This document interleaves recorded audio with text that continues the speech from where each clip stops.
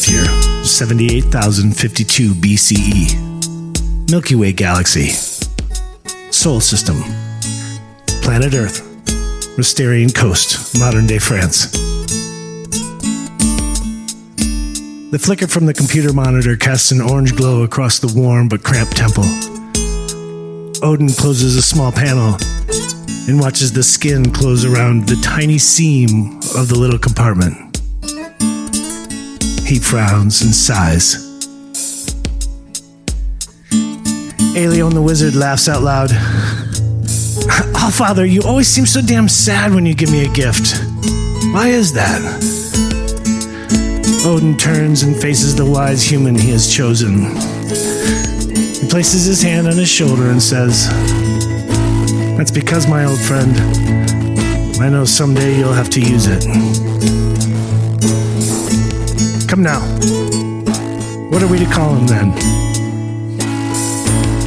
Thinking for a moment. "Tiwas," says Aelion. And then Odin reaches down and places his hand over your face.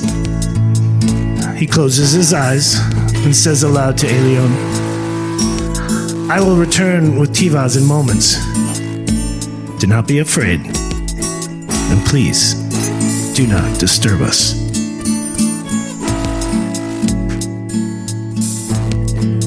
Hello everybody, I'm Nate, and with me tonight is a very, very special guest. Our second god. Welcome to Joe. Joe is with us. Hello, Joe. Hey. Are you excited? Yeah, I'm excited. Nervous, but Excited, jazzed to the max. Yeah, absolutely. No need to be nervous. Nervous not necessary. Cool. I'll just relax. Okay, we're freeforming now, buddy. So Freeforming. So anything can come out. Anything can go. How we're entering into the story is it's me and Odin going off somewhere. We've just said, Aelion, chill. We're going off. Correct. Okay. So it's just me and Odin.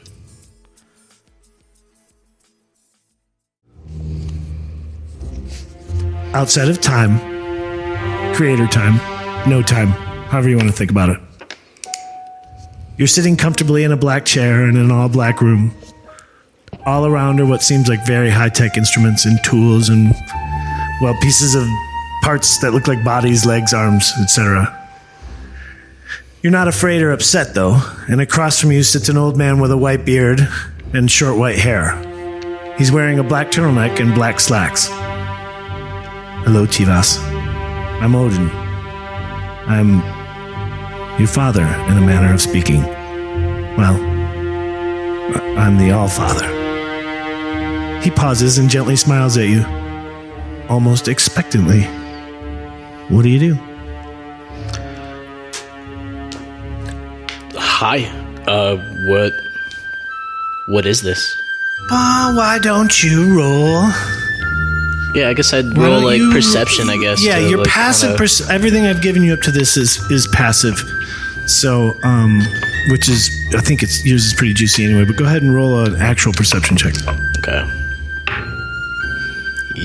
That's an 8 total. It's fine. It's fine. Just a baby. I'm just waking up. That's correct. Yeah. I'm just a baby. Okay, well, I'll put you back to sleep now. No.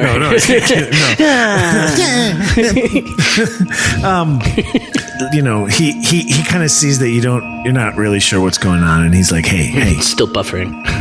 Yeah. Okay, he says to you, "Hey, Tiwas, it's okay. I know things are confusing right now, but we have to go somewhere else. I'm sorry about this. We have to go somewhere else because someone wants to meet you. Because someone wants to meet you very, very much. Is that okay?" We just got here. Well, but sure. We're actually not even really here, so. I see. This is why. Let's not get confused. Let me ask you to do one thing. This will help your teeny little brain there kind of explode. And see, that sounded diminutive. I'm gonna take that back. I'm gonna walk that back. This will help your brand new brain there wake up. Is that better? Are you making dice stacks or something? Maybe. I'm trying to fidget with my leg, trying to control my anxious energy. You don't need to. Don't perceive me. Sorry, I didn't mean to perceive you. Just hunkered in the corner. Just, Hey, man, you just made the freaking dysfunction page. Good job. excellent. Hell yeah. So he's like, he can tell you're kind of nervous because your knees are twitching. And he says, Oh, yeah. hey, relax. Let me ask you to do something. I need you to sit back in your chair. He says, I need you to close your eyes. I need you to imagine anywhere that I know you're brand new, but you also have a ton of memories that you can access. So I need you to imagine anywhere that you can that you'd like to go right now and tell me about it. So Tiwas leans back as he's instructed and closes his eyes and starts to imagine somewhere. And he hears a babbling stream.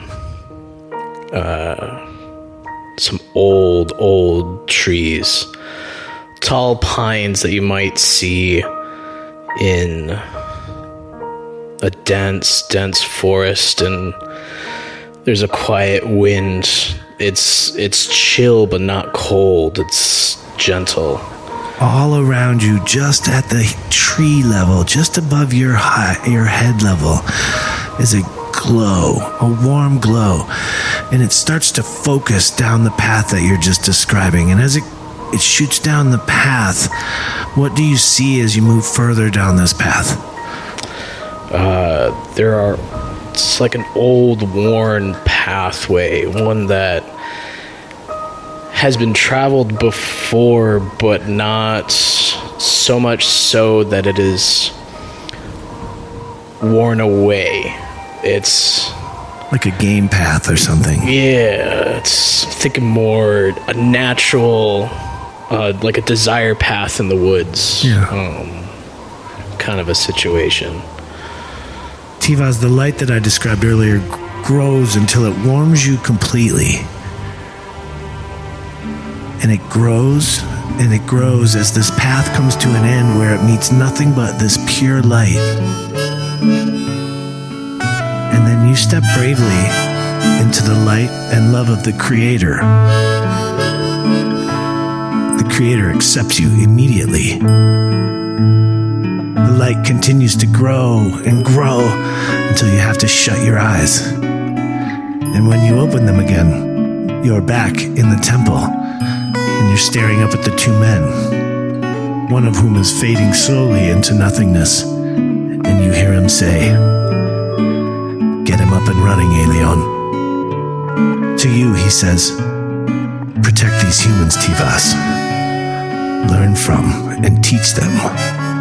We will meet again very soon. I need you."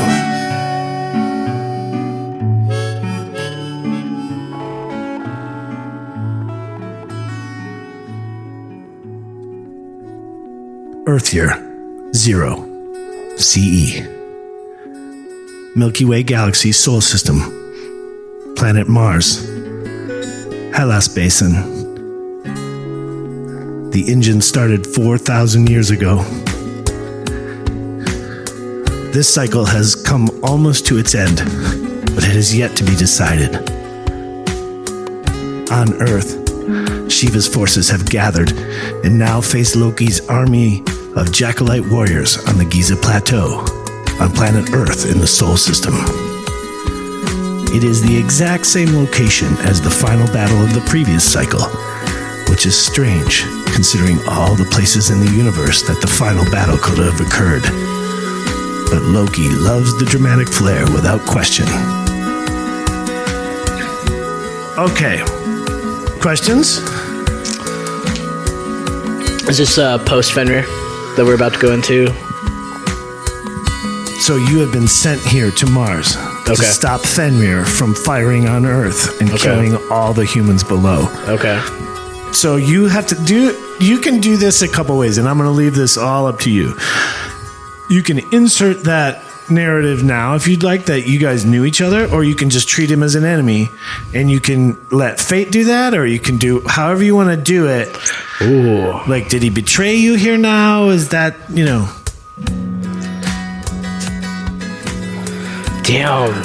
Damn. Based on the narrative I've given you, here's how I want you to think of Odin and and the creator.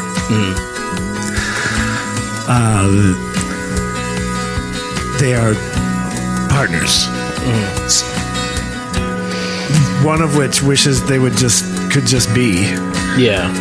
But is fully giving the sheer gift of activity to the other one through these mechanisms. Sure. It's not callously, and we'll find out why it's not callously, but that's the kind of narrative at play. Okay. So everything in the universe is because of that real dynamic. politic dynamic at the top. So it's one's just trying to vibe. One just wishes chill. they could. One would prefer to just be with its partner. Okay. While the other Who it one made, is, by the way. yeah, Like, kind of frustrating. This thing that you made, you're like, ugh, this thing just won't settle. right. The other, Odin represents, in a larger context, he represents all of the things a partner needs, and all of the things that are like about giving to your kids, and all the things that are about like Odin represents kinetic motion, movement. Yeah, exactly. Yeah. Okay. So Odin is movement. And doing and creating and blah blah blah. You're right. Just doing. Yeah. Always doing. Yeah. It's no. In that the creator is all. He allows and gives the gift to Odin of doing by destroying and creating, letting Odin build, and then he destroys it all. Letting Odin build, and then he destroys it all. Letting Odin build, and he destroys it all. But so far, Odin keeps winning. That keeps Odin fresh, right? He keeps him doing, keeps him active. Okay. And so it would hurt him. It would hurt Odin if it really was destroyed. Yeah. But there have to be stakes. Yeah. Or Odin doesn't want to play. Really. Right. And then so then that makes Tyr just A tool. like a kid playing with toys. They are, but they don't mean to be. They don't see it that way, and I think we can understand that there's a capacity beyond our egos that it would exist up there where it's like, of course you'd think of it that way. Yeah. Well, then I think Odin also being a god of poetry and story and things and love and things like that. Fairness and justice. Fairness and justice would also be drawn to. Don't you think it's stupid that he's the god of? He's just. I mean, that's where I kept running into what he is. It's like, so he's God. He's God. Yeah. He's both masculine and feminine. He's shape shifting of alive and dead, and not really. And Yeah, both the ruler and the wanderer. Correct. It's wild. So then, I guess we're kind of returning to that diving board we just jumped off of. I think, it would make sense that Odin would also be drawn to those plays in that Tyr Fenrir thing. So I guess we've encountered each other before, and Tiwas, you jump into the system here, into Sol, and you make your kind of beeline to Mars. You've been sent here to Mars by Odin to stop Fenrir from firing a deadly weapon that he and Shiva have built here on Mars, kind of aimed at Earth. And as you land in what is a very densely forested planet with tons of terrestrial life. And you land very close to this weapon. And you see the control room, and then let's play some Dungeons and Dragons. All right, hell yeah. So I'm in a control room. You see it from where you land. Yeah. Okay. Okay, so I'm in the forest. I see this control room building. Yeah, definitely think indoor. Yeah. Yes. So I guess I roll perception. I guess to Yes. see. I shouldn't. That's my DM nonsense going in. I'm going to describe what my character does. You tell me what to roll. My character looks around the. I'm assuming there's a path toward. Can I just pause you here? Yeah. Hey, function. Yeah. Tune in right here. This is how this goes. No, I'm teasing you guys. You guys wail, but go ahead, Joe. I'm sorry. No, you're good. So there's a path. I'm looking. Peeping. I'm looking to sense. Well then. Any sort of what's the vibe like? Is it definitely do is roll it heavily, perception then. Yeah, is it heavily guarded? Is it anything of concern? Give me so tell me your perception number just right now, and that way I can add it quick as you do it. So I have a +4 to perception. Okay, cool. So it's 16+4. That's 20. Okay, that's pretty darn good. An unnatural 20 yields anything you want to know, really. You perceive the vibe here is chill. There's no guard at the door. There's no cameras on the corners of the building. You don't spot any kind of tripwires anywhere near you. Or pressure plates or anything like that. You see Fenrir's ship here on the planet, closer to the control panel than yours. You're about, I'm going to put you at, we'll call it 120. Okay. 120 feet, yeah. Okay. Then I guess I grip my animator rifle. Antimatter, sorry. That'd be cool ass. Linda Reed. Jeez. That would be cool. Yeah. I gotta go. I want to remind me at the end to re-hit. I assume Joseph is what you prefer. I should have introduced you as such. Oh yeah, no worries. It's what is the name? You want the answer? It's what one prefers to be called. I appreciate that. Thank you. So I guess I'm cautiously closing that 120 meter gap. Still kind of keeping my head on a swivel, keeping an eye on the ship, Fenrir's ship, I guess, for any movement in case like my presence is known.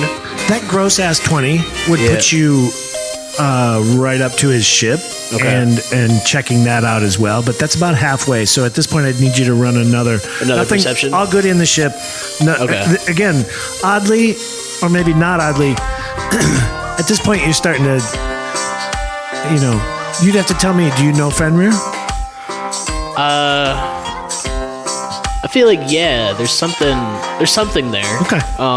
Have you clashed before? Maybe is that it? Is he like a concurrent, like a consistent enemy you've bumped into? Feel like I think what would be cool narratively is maybe there has been some clashing. Okay. But prior to these clashings, there was sort of maybe a like. Not quite Obi-Wan Anakin, but like maybe more. Did you guys run a fight club in Baltimore for a while? Oh, totally. He started talking about it, and that's what caused the rift. Asshole. He broke his own rule. That was his rule. Yeah, it was his idea.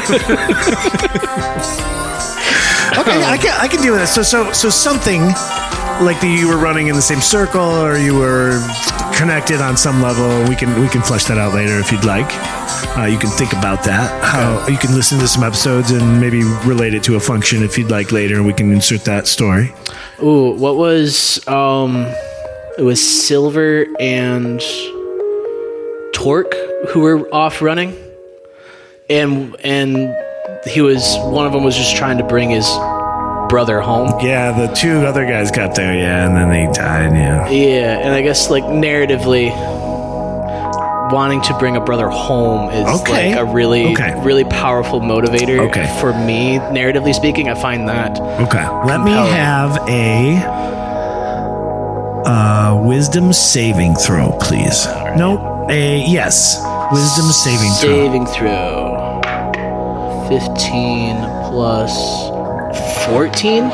Okay. That can't be right. You have a -1 in wisdom? That's not right. No. It's a plus 14. Or am I just doing plus 5 on bonus saves? Oh, so that is that's plus 14. That's your save. Yeah, that's yeah. So I add that modifier. So 30. 29. Okay. All right. This is a very high check because the check was to decide whether or not you were going to obey Odin's wishes exactly as he gave them to you, or whether you were going to fall prey to personal feelings in this matter. Fenrir being someone you've, like for the past 100 years or so, you've had it in your brain that you could bring back to some semblance of kind of normalcy, some kind of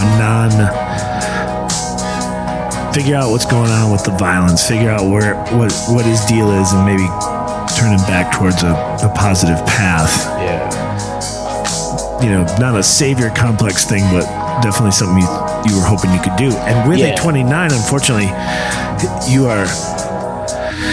steal yourself. It's one of those checks you wanted to fail, kind of this sort of narratively, but you steel yourself to Odin's wishes, and you kind of reflect on like the things that he's done, and kind of accept that as much as I want this, it's not going to happen. I have to. Well, over the last 74,000 years, Odin's never steered you wrong. Yeah, there's that before. too. Yeah, right. So with the 29, you kind of take a deep breath in, and yes, you resolve yourself to get your work done here. And Odin's wishes were that you have to dispatch him as quickly as possible, because if he fires the weapon, all life on Earth will be removed. This is Shiva's actual kind of backup plan to her army succeeding on the Giza Plateau. Right. So, sealing my resolve, I'm gripping my rifle tighter.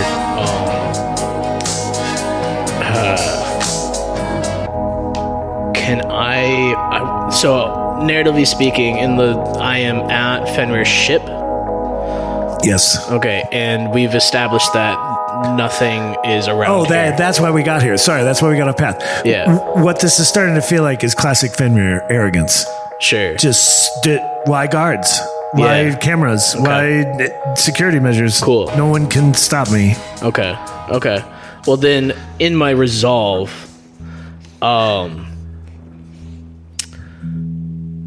Fenrir's not getting away. I'm looking to sabotage his ship. So either I go down, but he's not leaving, or he goes down, and that's that. Okay, I need a series of checks then. Okay.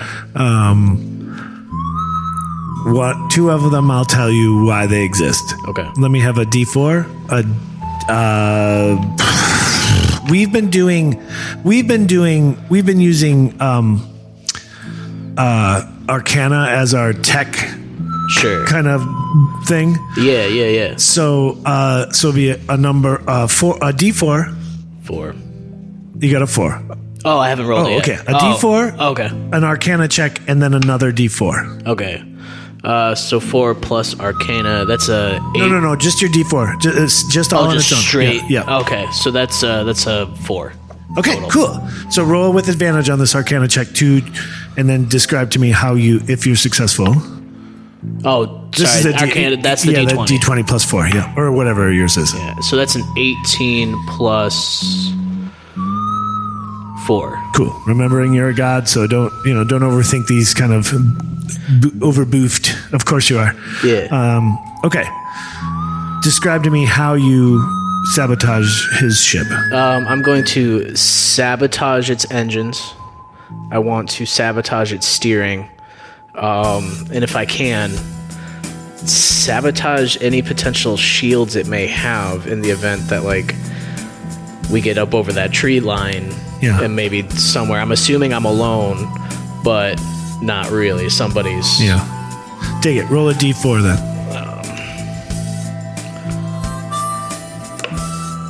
3. Okay, so you were successful. That's the one I'm not going to tell you what it is. Okay. You're successful in all of those things. Okay.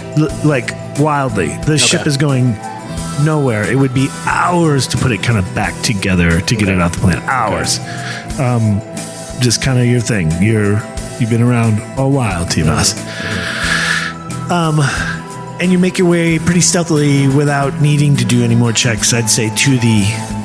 If you're able to kind of clonk on some engines, do some mechanical work, you make your way to the door of the control room and you enter.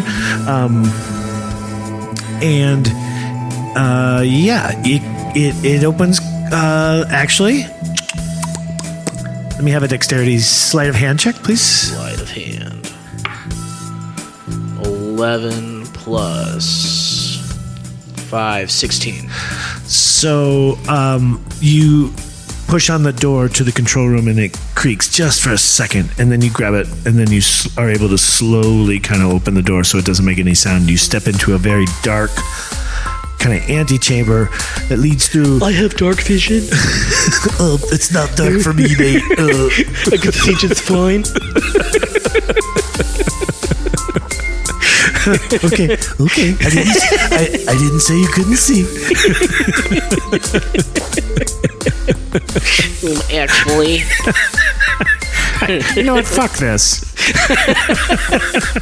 If you're not gonna play the game,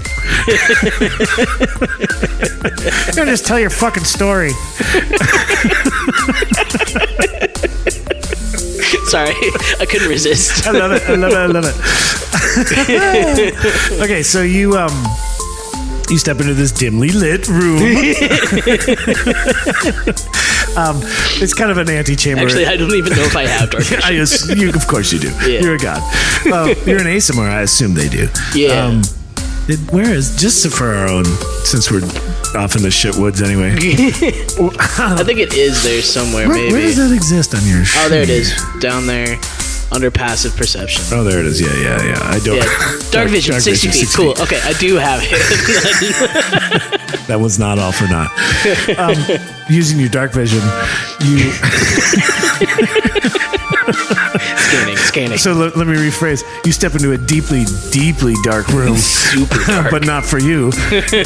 You have dark vision. You see you're in a kind of like a vestibule or whatever, and then there's an open door at the other end. Okay. That leads into what is a large room, but you can't really see what's in there. Okay, so it's vestibule, single hallway, door at the end. Yeah, you don't just step into the big room. You step into kind of a vestibule. Yeah. Are there any side doors? No. Do I need to be? Okay, so it's just a straight hallway. Not that you see. No. Okay. Yeah. What are those? Well, definitely not in this vestibule. Sure. Yeah. What are the? This is probably my own D&D nonsense coming in. But what are the rafter situations looking like? Stable. All right. Yes. Stable rafters. Okay, so I guess let me ask this. I'm trying to play. Could you? Oh, okay. So here's the thought is hopping up in there, kind of making my way toward this door. But would that even occur to Tyr? Like, would that be maybe, but not necessary. It's not a necessary thing. What's your stealth? Stealth being a +5. Yikes. It's not a very high check to get unobserved down to the end of this vestibule, and you can look into the room at least. Okay, well then, yeah, I guess I'm... It's okay, and that's fine. We'll jump right to this moment. So yeah, it's not that, it wouldn't be that high of a check. So I'm just I'm trying to think of how to enter and engage as quietly as possible, essentially. You don't even know what's in that room, right. So let's start there. Okay, so let me have a stealth check. Okay. Down to the end of this hallway. Please say net one. No, not quite.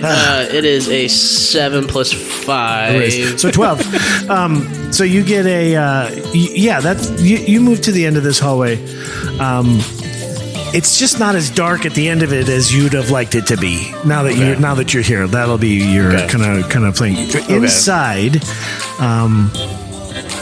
passively, you see kind of a wide open room that is definitely a control room. You see a chair in the center that sits on top of a die, sort of like a stacked kind of platform, and then you see a bank of computers and keyboards down at the other controls down at the far end, hunched over which is Fenrir, a massive, hulking, wolf-like creature. What you want to do?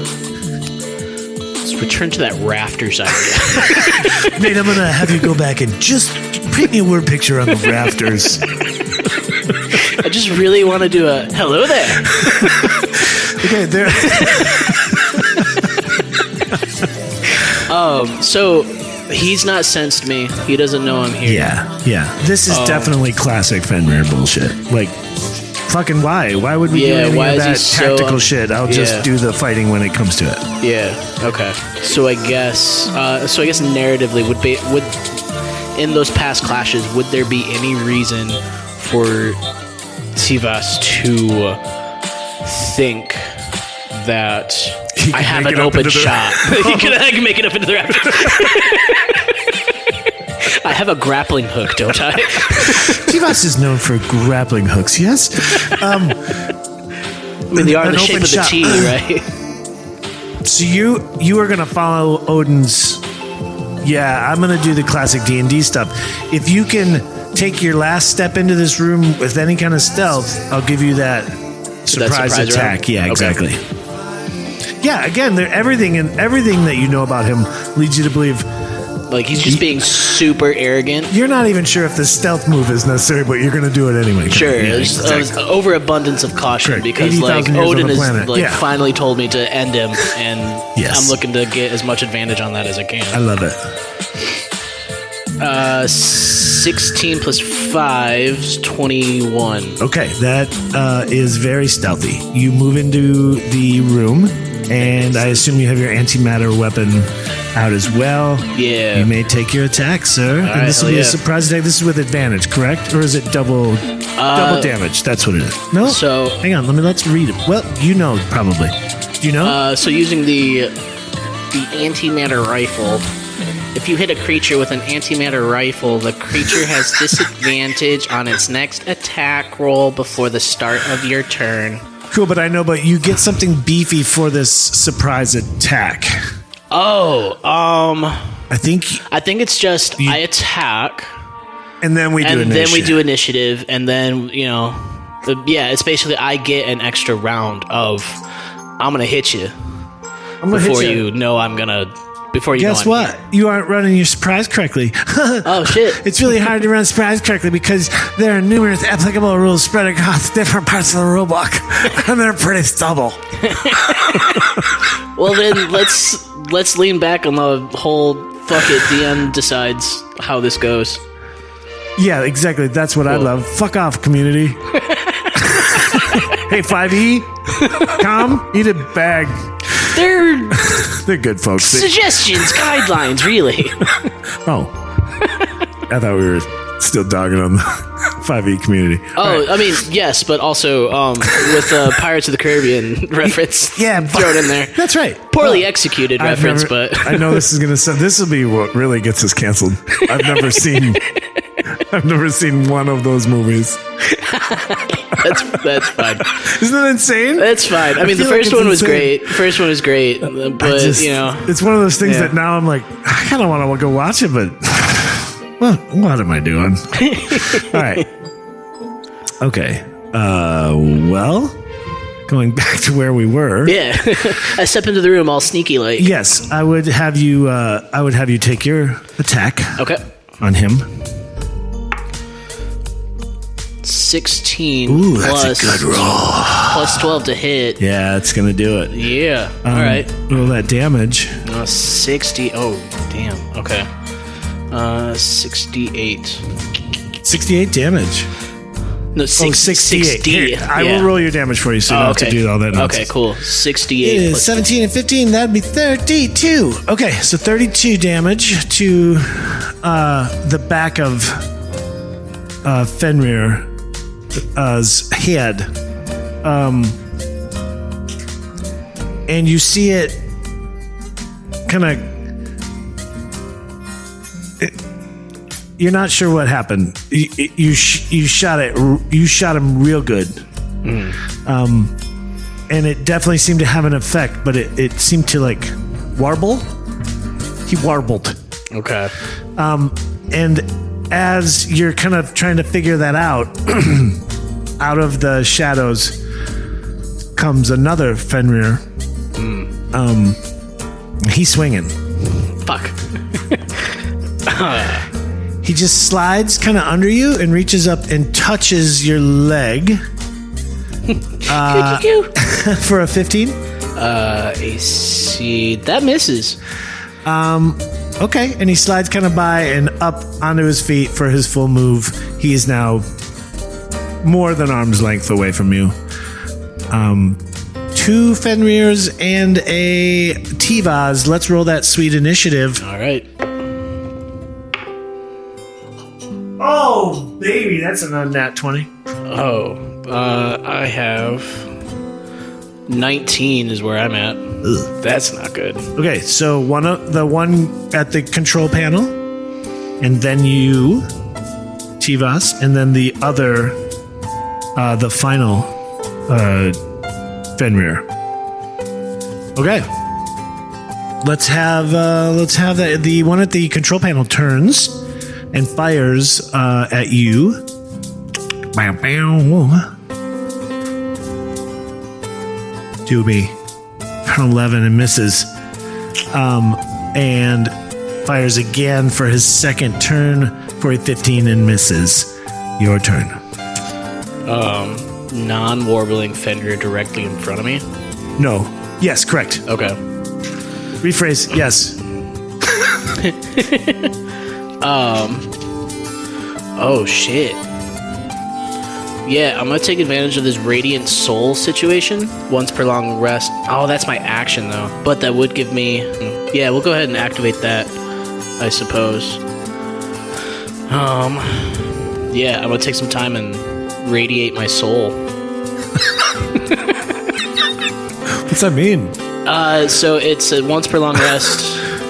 As an action, you can transform, gaining glimmering eyes and 2 incorporeal wings.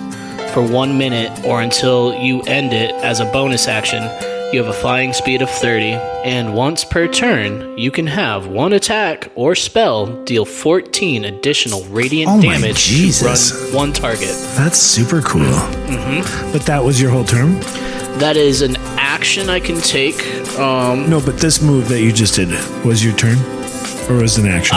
It's action. I guess... Am I able to create distance, create space? Did you move yet? Not you yet. Moved yet? No, yes, so you absolutely can move now. Okay, I will try to move. I guess, and now that I've done this like wings thing, I guess I do like a like a little side shuffle and try and like get up off the floor. Sure. I guess. Yeah. Fuck rafters. Yeah. So as you grow and as you do this move that kind of takes you into safety range, the Fenrirs both grow. At the same speed, kind of matching your speed. I need you to make a wisdom saving throw, please.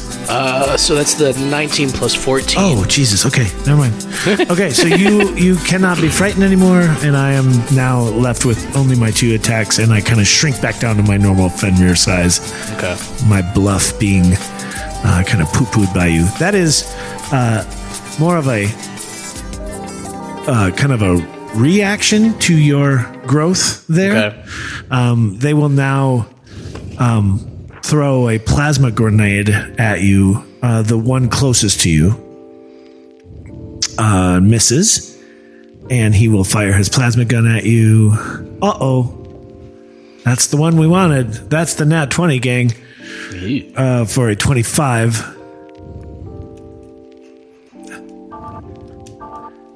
for 51 damage. Damn. Now, is that something you want me keeping track of, or you got it? I can get it for you for sure. Okay. What is either your, way, what's your HP? I'm sitting at 144. That's my max. At the he throws another the one at the control panel throws a plasma grenade. For an unnatural 20. Oh. Fuck. That does 25 damage. And what it does, Tiwas, is these plasma grenades have a tendency to stick. So as it's being thrown, you see that it's heading right for your head. So there's nothing you can do. You reach up and you grab it. And as it goes off, your hand sort of just disintegrates around it. Heard. Damn. And you have moments to deal with that insane pain as a plasma barrage for 16 fires. Does that hit? 16 ties. Ties go to the runner. Okay. For 11 more damage. Damn. Sitting at an 82. But it is your turn. Okay.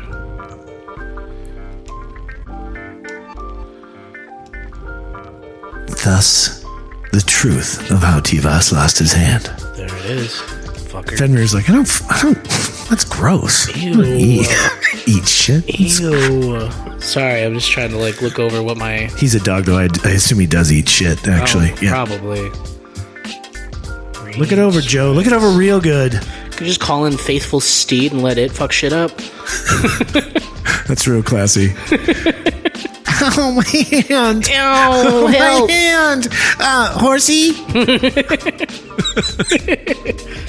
It's not necrotic damage, is it? Are you susceptible to necrotic damage? No, I have resistance. You're immune? No, it's all kinds of burning. Yeah. Plasma-y. Yeah, sorry, that's gonna be one of the last times I try and get bogged down in the weeds of following. Yeah, I guess I'll try and scare this thing. It's a magic... Two things in front of it. Two things, right? I mean, there are two things. Yeah, you can expend, as you present your holy symbol or weapon, you can target up to 5 that you can see within 60 feet. Each one must make a DC 18. So that could be worth doing if it could make you guys scared of me. You can only do one. You gonna flash me your cross? Is that what you're saying? Yeah, I'm gonna do that. So so I guess with this antimatter rifle, I guess I could do a cool Clint Eastwood, sort of Red Ryder BB gun, that lever action twirl to load up. And Okay. Maybe that scares him a little bit. So I don't know. What do we do? So you guys will do a DC Wisdom saving throw. I know what you're thinking. You're thinking, do I feel does he lucky? use fusion to power that, or How many shots does he have? Have you been counting? or photons? Wisdom saving? Yeah. That's really good for me. A 14, that's a really bad roll. 14. 14 total. That does not save. You're trying to be 18. Fuck. Okay. So now what happens? For both guys? Yeah. Oh, you just rolled 1 for both? Yes. Okay, so now you have the frightened condition. Okay. So you can only... So a target can only do one of the following on its turn. Move, take an action, or take a bonus action. And I guess that's... Move, take an action, or take a bonus action. Yeah. Okay, great. Great. Which is... But while it's frightened. So, that itself has... A frightened creature has disadvantage on ability checks and attack rolls while the source of its fear is within line of sight. Oh, hell And that yeah. was your turn? I believe so. It says as a magic action. Yeah. And I guess I could continue to give myself some space. I guess I want to get to a position. Basically, I'm as high up as I can get and as far away as I can. So in the rafters. Yeah, I finally made it. I finally made it. You're a little bat boy is what you are. You're fucking Mothman is what you are. Yeah, that's what it is. That's my favorite thing. Okay, so you turn into Mothman. Turn into Mothman. All right, it works on them. And the one by the control panel warbles and disappears. And the one nearest you is kind of flummoxed, but turns his weapon on you and says, he's going to taunt you. There's one. Jesus. So an 11, does that intimidate you? What's this going against? Roll a opposed wisdom saving throw. 17 and 14 makes 31, right? Yeah. He goes to taunt you and he's like, you flying around like flying. Good one. Fuck. Good one, Fenrir. He's going to take double disadvantage here, but he's going to definitely fire. Okay. There's his first one. That's a 13. Don't forget he's got disadvantage. So 13 misses you anyway, right? Yeah. So screw all that. Okay. That's a miss. All right. Cool. Your turn. I'm going to ask you to take disadvantage on any attacks since you only have one hand. Fair. So I guess figure out how that worked. narratively speaking, then, if I abandoned the rifle and took the pistol, would that disadvantage disappear? Exactly, it would. Cool. Oh, so good, Joe. Cool. Joseph's so smart. Okay. So then. That Tiwas, he got some brains. So on the ground, you see Fenrir just go, fuck. Okay. Oh, there's the healing pool. Okay, cool. I got 70 I can give myself. So lay on hands, bonus action. Smite somewhere. I'm a paladin. It's got to be there. Improved divine smite, I believe, is the. So yeah, I'll do it at second level and expel a second level slot. Okay. Yeah, I'm doing divine smite for sure. And I guess for the attack, I guess my bonus action is dropping the rifle, drawing the pistol. We'll say slinging the rifle. Okay. No need to throw it away. These things are nice. That's fair. You got nice shit, man. Take care of it. Good shit. So then I guess I spend my movement to you gotta fly swoop down. in. Yeah, the swoop rafters. in. Okay. Swoop in. I'll let you Mike all that movement. That's you never left more than 6 feet. I'll say. Cool. Okay. So then I'll swoop in. And I guess pistol whip him. So good. So make your unarmed strike. You better. That better be good. You better come to play. Ooh, that's a 16 plus 9. Oh yeah, you got him. 24. You got him good. Cool. I have an 18 armor class and you're just destroying it. Hell yeah. You smack him real hard. Hell yeah. So that's gonna be just 5 straight bludgeoning damage plus that 2 8. So 3d8. Yeah. Give me one second. 1, 2, 3. Rolled plus the 5. Okay. So that is 12 plus 5. That's 17 damage. Yeah. And there's a touch more because of my radiant soul. So we're gonna deal another an additional 14 damage to him. Oof. Okay. With that, you snap his head up, and kind of blood sprays everywhere as you slide past him, doing this sweet move.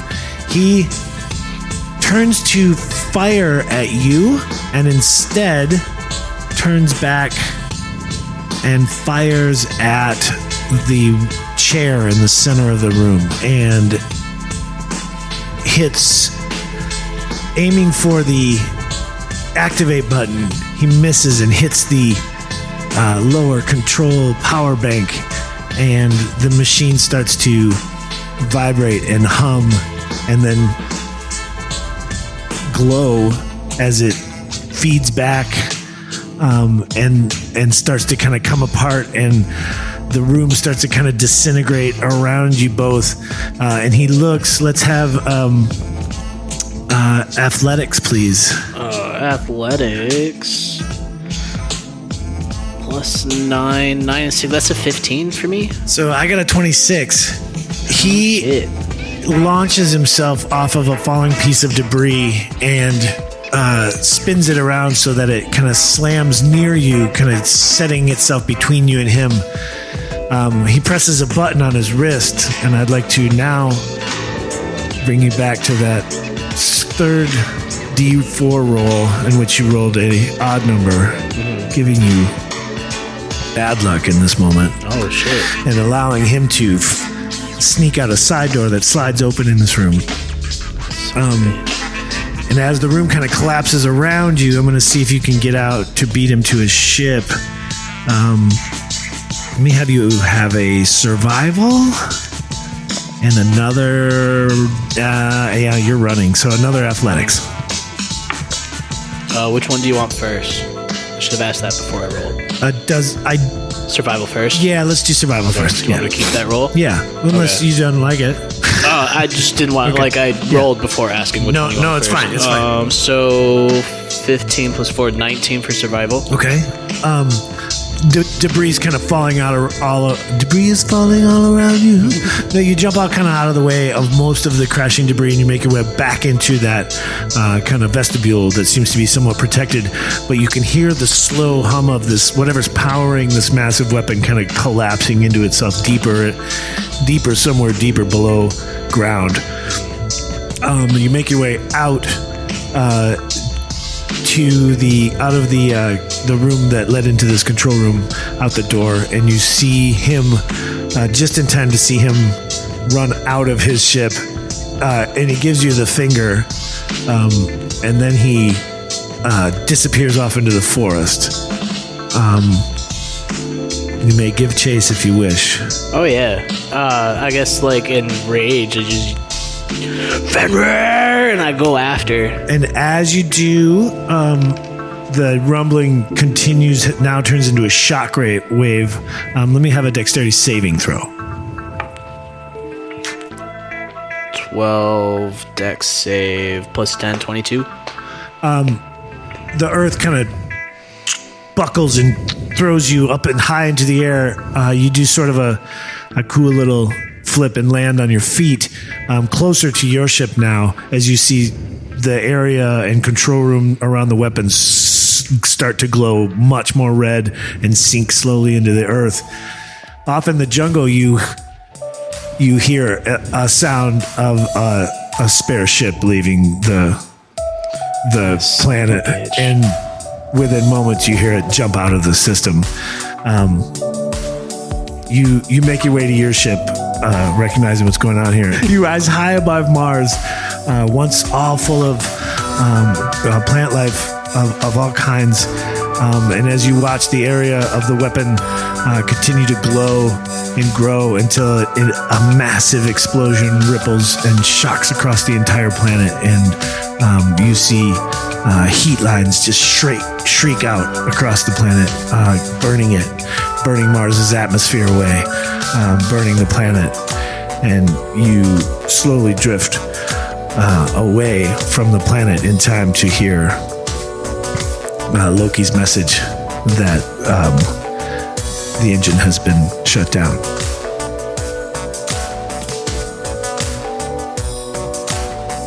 Earth year 3091 CE, Loxodenosia Galaxy, Corson System, planet Ularoost.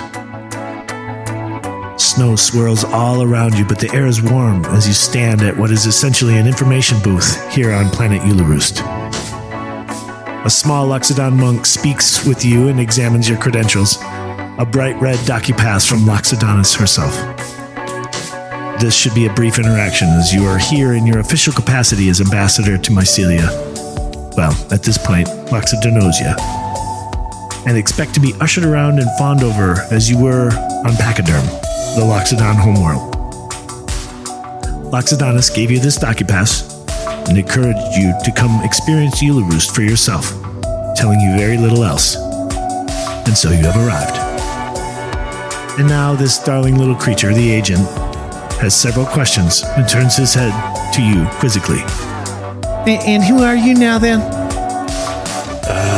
My name's Tiwas. Tiwas. This is Tiwas. Tiwas. That's what your documents say, Tiwas.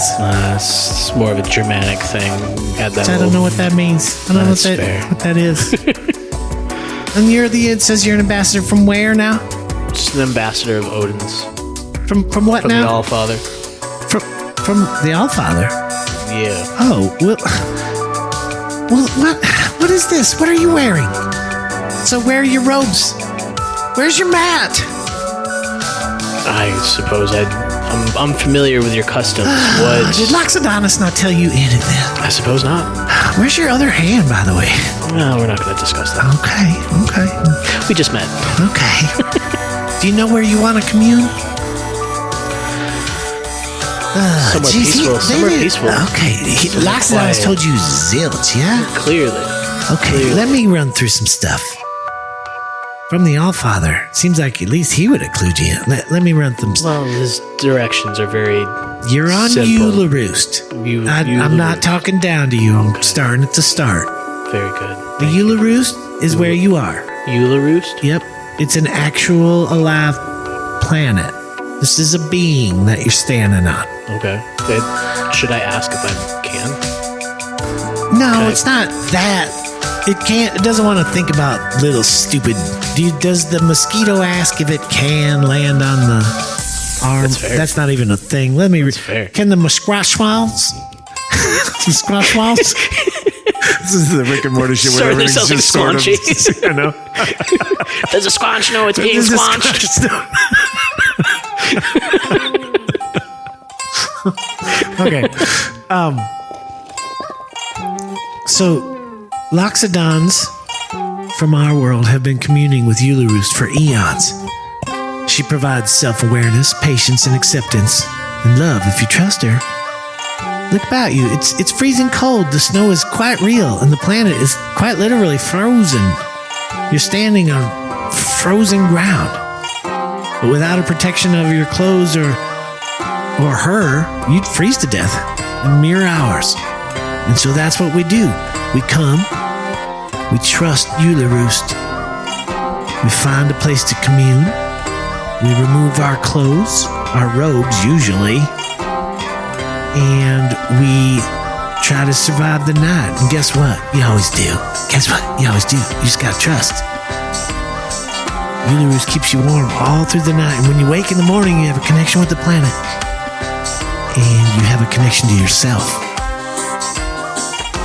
And since Loxodonus said you should go commune at the Temple Eulur, that's the heart of Eularoost. It's where it's kept safe. You know what a transporter is, right? Yeah. Okay, well, step on that transporter. I'll send you over there. Sweet. You teleport directly somewhere else, and soon you're standing, and there's no one. You're in the middle of a mountain range, and you're looking at a black, kind of matte black temple that has a set of doors in the front. What do you want to do? I guess I head to the temple and open the doors. I mean, The handles, you've never felt a door feel locked in a more apologetic way. It's just like, sorry, I'm locked, basically, is the vibe that it gives you back. the vibe check. I guess I'd look around. Is there another way in? I guess no. If we know this is a sentient planet, You can I suppose. you can do whatever you want. Cool. Well then, skip the temple. I'm gonna go explore the woods. If Okay. my goal is to connect with the planet, Yeah. why do it in a building? Awesome. Let me have a nature check. 10 plus 4 is 14. You step into the kind of off a path that leads off away from the temple, and you step into the woods. Before you go too, and it's very comforting, and there's lots of cool places that you could chill and commune as you pass. But before you go too far, you start to realize it is starting to get denser and denser and thicker with a 14 is what I'm thinking. The way is becoming much more difficult as you proceed too far in. Why don't you roll a history check? That's gonna remain a no, probably. What'd you get? History. Well, 8 plus 4 is 12. There's no.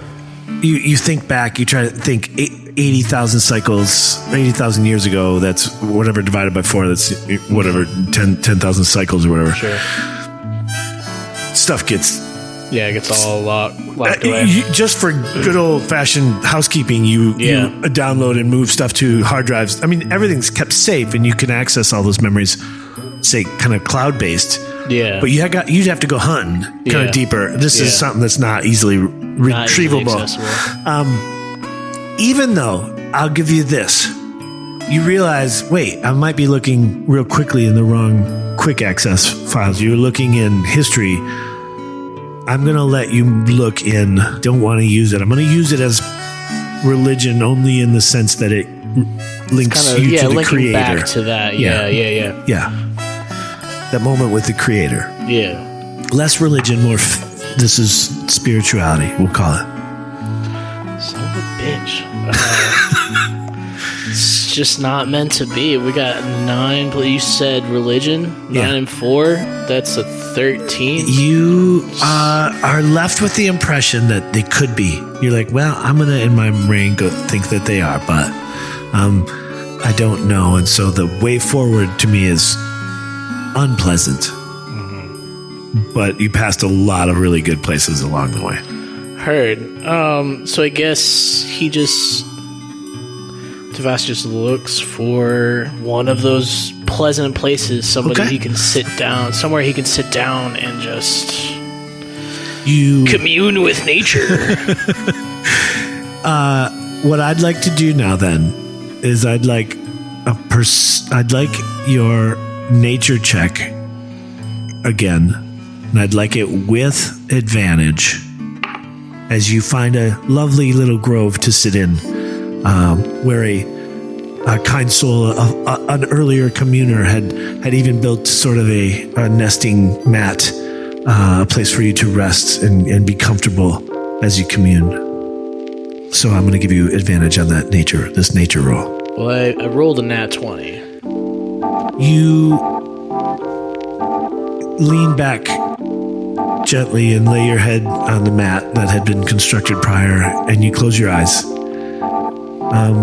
And then you open them really quickly, and you laugh because you have forgotten to remove your clothes. So you stand and strip naked and lay back down, rest your head against the mat, and very quickly you're asleep. And unlike most nights in the nearly 80,000 years you've been around, you don't dream.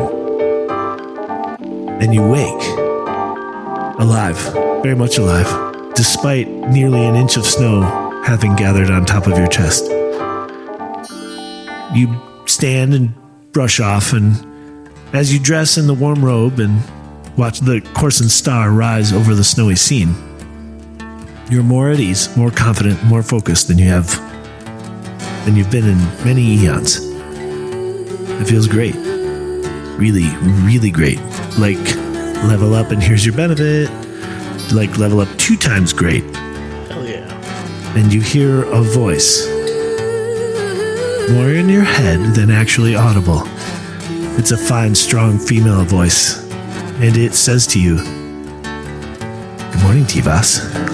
It's nice to meet you. Well, I trust the All-Father sent you here. I know you have much to do. I can help. Will you let me help you?" Yes, please. God, yes.